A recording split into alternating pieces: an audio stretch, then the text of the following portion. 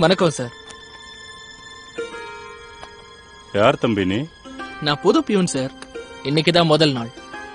எனக்கு ஏதாவது வேலை இருக்கா? புது சப்ராசியா? போய் டீ போட்டு எடுத்துட்டு வா. ஒரு நிமிஷம் இரு. டீயை பாலில் போடணும், தண்ணியில் போட்டுறாத.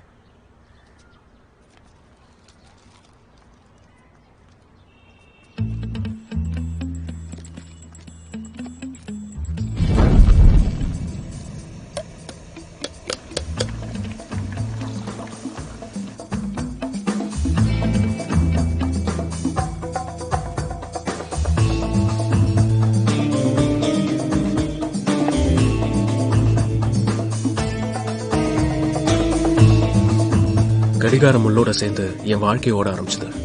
காலையில 9லேருந்து 5 மணி வரைக்கும் பெரிய வேலைலாம் இல்ல. சோம்பேறிங்களுக்கு டீ போட்டு கொடுக்கணும், ஒரு டேபிள்ல இருந்து இன்னொரு டேபிளுக்கு ஃபைல் கொண்டு போய் கொடுக்கணும்.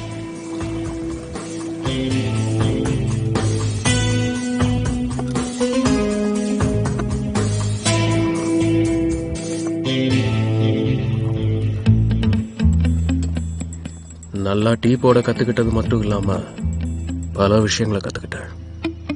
கணக்கு எனக்கு நல்லா வரும். அதனால போஸ்ட் ஆபீஸ் லெட்ஜர்ல 2 குழந்தை இருக்குன்னு சீக்கிரமா புரிஞ்சுக்கிட்டேன். ஒன்னு கிரெடிட், இன்னொன்னு டெபிட். உள்ள வர்றது கிரெடிட், வெளியே போறது டெபிட். தினமும் அக்கௌண்ட் டீடைல்ஸ் லெட்ஜர்ல நோட் ஆகும். டெபாசிட் எல்லாம் ப்ளூ பென்ல, வித்ட்ராவல் ரெட் பென்ல. தினமும் ஜஜர் சிங் தன் சிங்குக்கு அந்த நாளோட முழு அக்கௌண்ட்டும் செக் பண்ணி காட்டுவாரு. ஒவ்வொரு மாசமும் கடைசி தேதியில ஜட்ஜரும் தன்சிங்கும் அந்த மாசத்தோட மொத்த டெபாசிட் தொகைய அவங்க லெட்ஜர்ல டேலி பண்ணி பார்ப்பாங்க.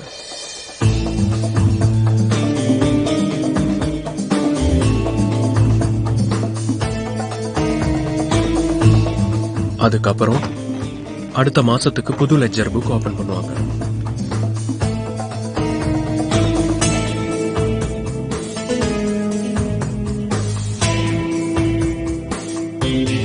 ஜட்ஜர் எப்படிப்பட்ட ஆளுன்னா, அவன் இதயத்துக்கு போற வழி வயிறு வழியா இல்லாம வேற வழியா போகும்.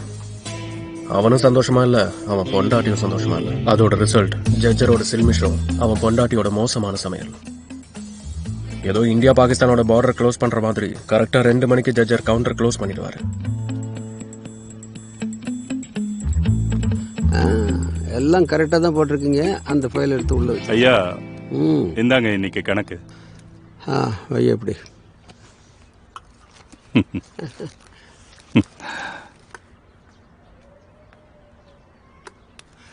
2670. சரி, இந்தாங்க. வை வை. ஐயா, குழம்பு கொண்டு வந்திருக்கேன். உங்களுக்காக ஸ்பெஷலா கொடுத்து அனுப்பியிருக்காங்க.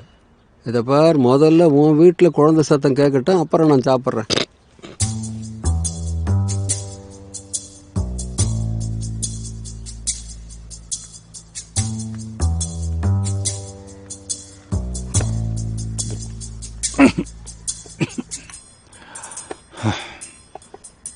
சாப்பாடும் சரி, வாழ்க்கையும் சரி, ருசிக்கணும். 2 வருஷமா குழந்தை இல்லைன்னா ஊர்ல இருக்கிறவன்லாம் சிரிப்பான்ல. இது பாரு, ஏதாவது வீக்னஸ் இருந்தா சொல்லு, பாபாஜி கிட்ட சொல்லி லேகியம் வாங்கி தரேன்.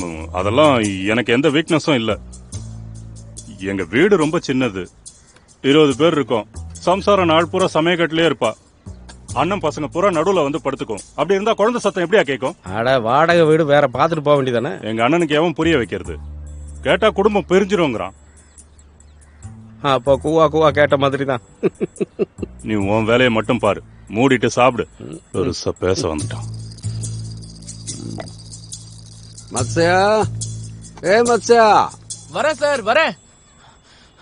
சொல்லுங்க சார்.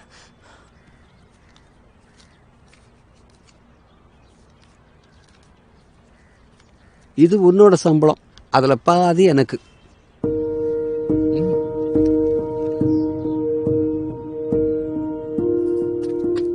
அம்மா, அம்மா, இத பாரு. என்ன கண்ணு விஷயம்? ரொம்ப சந்தோஷமா இருக்க. இந்தா, உனக்கு புது புடவை வாங்கிக்கோமா. இல்ல, இது உன்னோட முதல் சம்பளம். இது நான் செலவழிக்க மாட்டேன். சரி, அதை விடு. நாளைக்கு எனக்கு பிடிச்சது சமைச்சு வைக்கிறியா? மதியம் வந்து எடுத்துக்கிறேன். சரி, ஹரிய பாத்துட்டு வரேன்.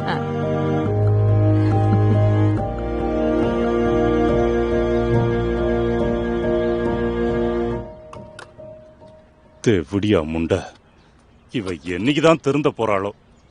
அம்மாள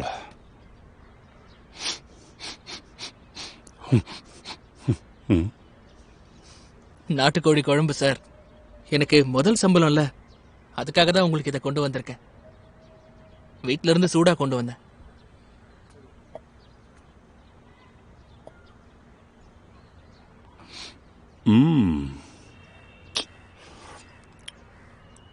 ரொம்ப ருசியா இருக்கு. பிரமாதம். உங்க அம்மா ரொம்ப நல்லா சமைக்கிறாடா. உங்க அப்பாவையும் ரொம்ப சந்தோஷமா வச்சிருப்பான்னு நினைக்கிறேன். நல்ல சாப்பாடு எல்லாரும் பண்ணுவாங்க ஜாஜார் சார். என்ன மத்தியானத்துக்குள்ள கெட்டு போயிடும். உங்க வீடு ரொம்ப தூரம் கூட இல்ல. நீங்க மதியம் சாப்பாட்டுக்கு போயிட்டு வாங்க. மத்தியானம் பசங்களுக்கு ஸ்கூல் இருக்கும், ஆம்பளைங்க வயல்ல இருப்பாங்க. அப்புறம் என்ன, அண்ணியும் நீங்களும் தான். அண்ணி ஆசையா அவங்க கையாலேயே உங்களுக்கு ஊட்டி விடுவாங்க. ருசி இன்னும் அதிகமா இருக்கிற மாதிரி தெரியும். பைத்தியமாடா உனக்கு? ஏன் அப்படி சொல்றீங்க? லஞ்ச் என்னவோ 1 மணி நேரம். அந்த சமயத்துல நீங்க சாப்பாட்டையும் முடிச்சிட்டு அண்ணியோட கொஞ்ச நேரம் பேசிட்டும் வரலாம்ல. அது எப்படா? அந்த லெட்டரை கொண்டு போய் வைக்கும் போது பெரிய சார் கூட இருந்தாகணுமே. அது இல்ல ஜாஜர் சார், இது என்ன பெரிய விஷயம்? பெரிய சாரும் பணத்தை எண்ணிட்டு தானே சீல் வைப்பாரு. நான் வேணா அந்த வேலையை பண்றேன். இல்ல உங்களுக்கு பெரிய சார் மேல சந்தேகம்? வாயமுறா, என்ன வாய்க்கு வந்தபடி உளறிக்கிட்டு இருக்க? இதை உன்னால சமாளிக்க முடியுமாடா? பெருசா பேச வந்துட்டான்.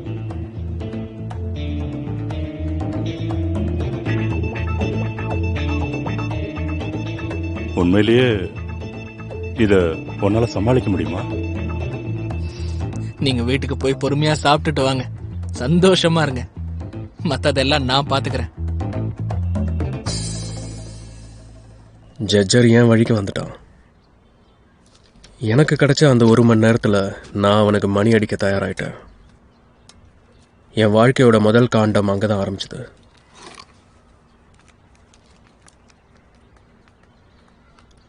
சார், நீயா?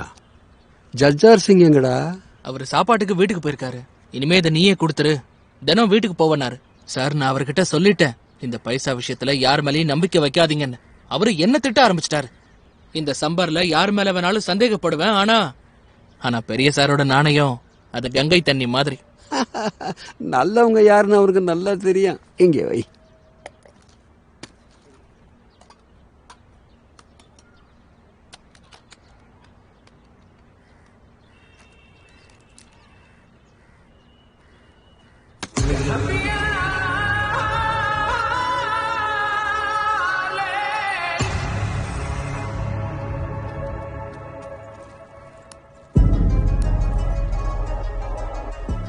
பரீட்சையில் 100% கிடைக்கணும்னா முயற்சியும் 100% இருக்கணும்.